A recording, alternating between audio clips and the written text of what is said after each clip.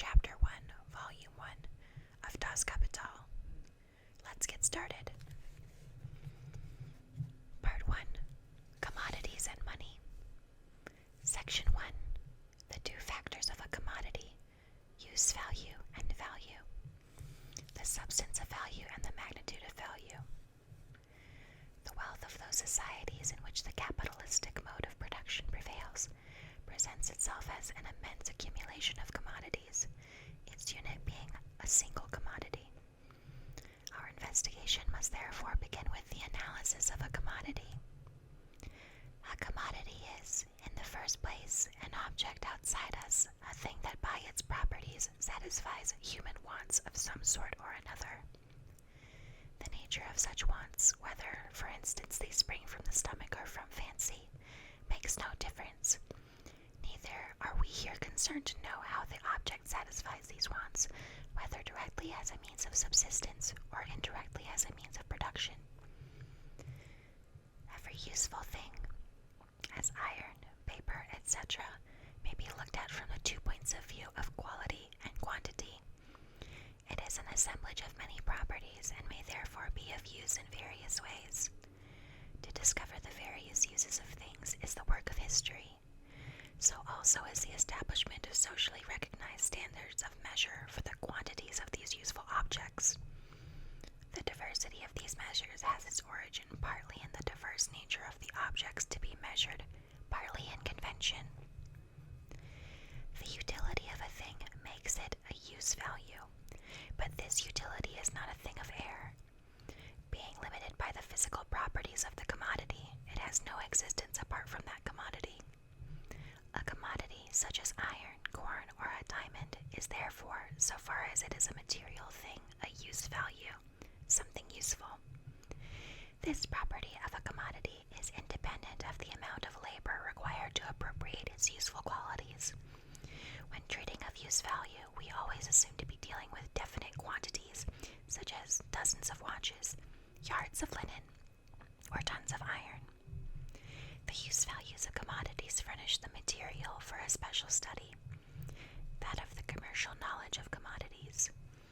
Use values become a reality only by use or consumption. They also constitute the substance of all wealth, whatever may be the social form of that wealth.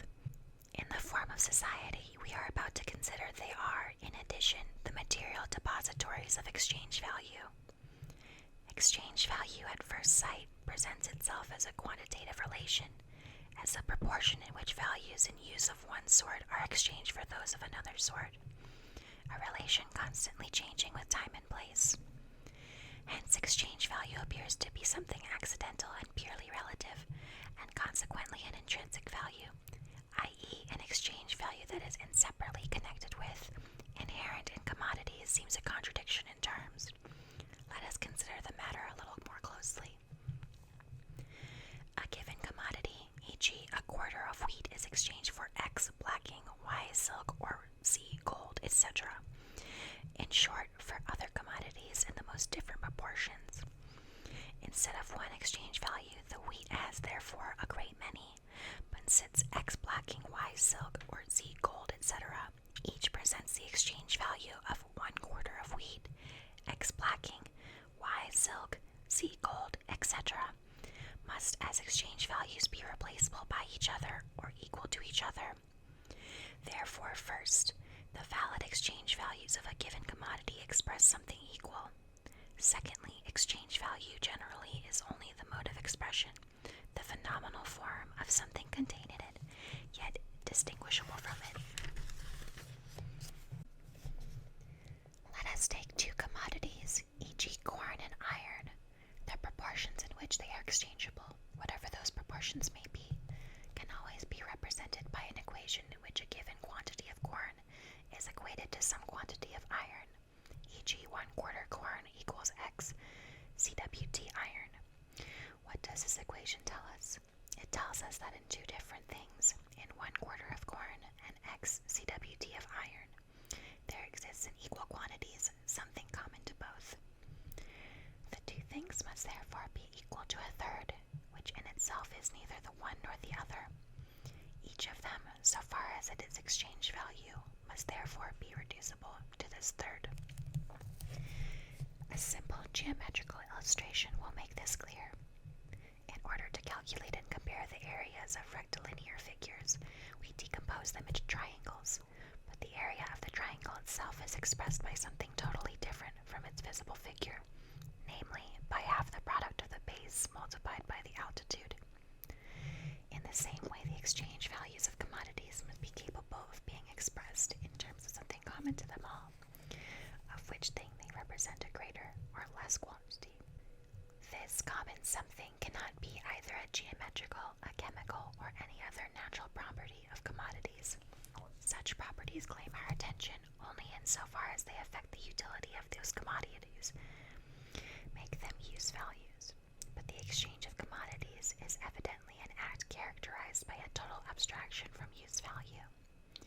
Then one use value is just as good as another, provided only it be present in sufficient quantity. Or, as old Barbon says, one sort of wares are as good as another, if the values be equal.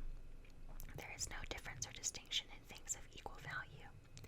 100 pounds worth of lead or iron is of as great a value as 100 pounds worth of silver or gold. As use values, commodities are, above all, different qualities, but as exchange values they are merely different quantities, and consequently do not contain an atom of use value. If then we leave out consideration the use value of commodities, they have only one common property left, that of being products of labor. But even the product of labor itself has undergone a change in our hands. If we make abstraction from its use value, we make abstraction at the same time from the material elements and shapes that make the product a use value. We see in it no longer a table, a house, yarn, or any other useful thing. Its existence as a material thing is put out of sight. Neither can it any longer be regarded as the product of the labor of the joiner, the mason, the spinner, or of any other definite kind of productive labor. Along with the useful qualities of these products themselves, we put out of sight both the useful character of the various kinds of labor embodied in them, and the concrete forms of that labor. There is nothing left but what is common to them all. All are reduced to one and the same sort of labor, human labor in the abstract. Let us now consider the residue of each of these products. It consists of the same insubstantial reality in each, a mere congelation of homogeneous human labor, a labor power expended without regard to the mode of its expenditure. All that these things now tell us is that human labor power has been expended in their production, that human labor is embodied in them. When looked at as crystals of this social substance common to them all, they are values.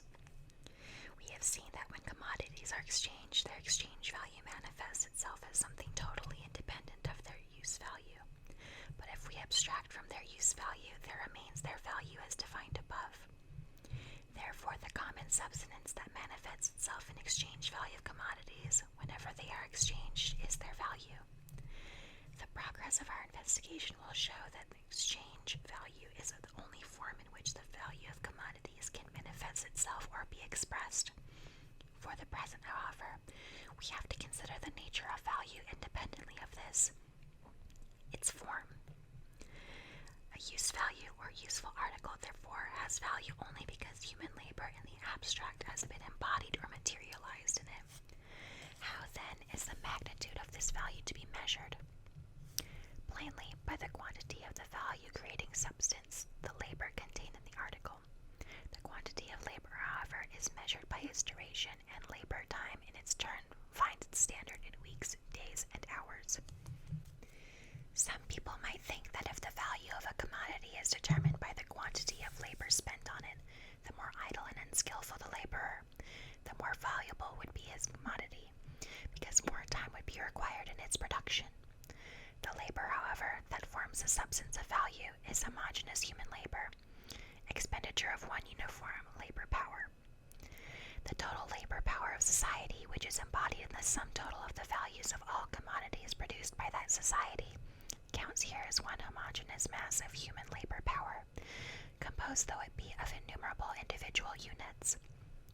Each of these units is the same as any other so far as it has the character of the average labor power of society and takes effect as such. That is, so far as it requires for producing a commodity no more time than is needed on an average, no more than is socially necessary. The labor time socially necessary is that required to produce an article under the normal conditions of production, and with the average degree of skill and intensity prevalent at the time. The introduction of power looms into England probably reduced by 1/2 the labor required to weave a given quantity of yarn into cloth. The hand-loom weavers, as a matter of fact, continue to require the same time as before, but for all that, the product of 1 hour of their labor represented after the change only half an hour's social labor, and consequently fell to 1/2 its former value. We see, then, that which determines the magnitude of the value of any article is the amount of labor socially necessary, or the labor time socially necessary for its production. Each individual commodity in this connection is to be considered as an average sample of its class. Commodities, therefore, in which equal quantities of labor are embodied or which can be produced at the same time have the same value.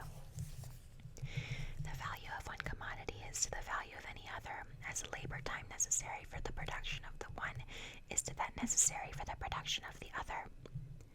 As values, all commodities are only definite masses of congealed labor time.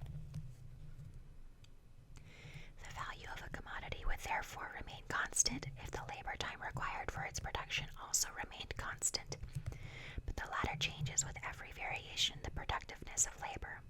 The productiveness is determined by various circumstances, amongst others by the average amount of skill of the workman, the state of science and the degree of its practical application, the social organization of production, the extent and capabilities of the means of production, and by physical conditions. For example, the same amount of labor in favorable seasons is embodied in 8 bushels of corn, and in unfavorable only in 4. The same labor extracts from rich mines more metal than from poor mines. Diamonds are of very rare occurrence on the earth's surface, and hence their discovery costs, on an average, a great deal of labor time. Consequently, much labor is represented in small compass. Jacob doubts whether gold has ever been paid for at its full value. This applies still more to diamonds. According to Eschwig, the total produce of the Brazilian diamond mines for the 80 years ending in 1823 had not realized the price of 1.5 years' average produce of sugar and coffee plantations of the same country, although the diamonds cost much more labor and therefore represented more value. With richer mines, the same quantity of labor would embody itself in more diamonds, and their value would fall. If we could succeed at small expenditure of labor in converting carbon into diamonds, their value might fall below that of bricks. In general, the greater the productiveness of labor, the less is the labor time required for the production of an article, the less is the amount of labor crystallized in that article, and the less it its value. And vice versa, the less productiveness of labor, the greater is the labor time required for the production of an article, and the greater is its value. The value of a commodity, therefore, varies directly as the quantity and inversely as the productiveness of the labor incorporated in it. A thing can be a use value without having value. This is the case whenever its utility to man is not due to labor. Such are air, virgin soil, natural meadows, etc. A thing can be useful and the product of human labor without being a commodity. Whoever directly satisfies his wants with the produce of his own labor creates indeed use values, but not commodities. In order to produce the latter, he must not only produce use values, but use values for others, social use value. And not only for others, without more. The medieval peasant produced quit-rent corn for his feudal lord and the tithe corn for his parson. But neither the quit-rent corn nor the tithe corn became commodities by reason of the fact that they had produced for others. To become a commodity, a product must be transferred to another, whom it will serve as a use value by means of an exchange. Lastly, nothing can have value without being an object of utility. If the thing is useless, so is the labor contained in it.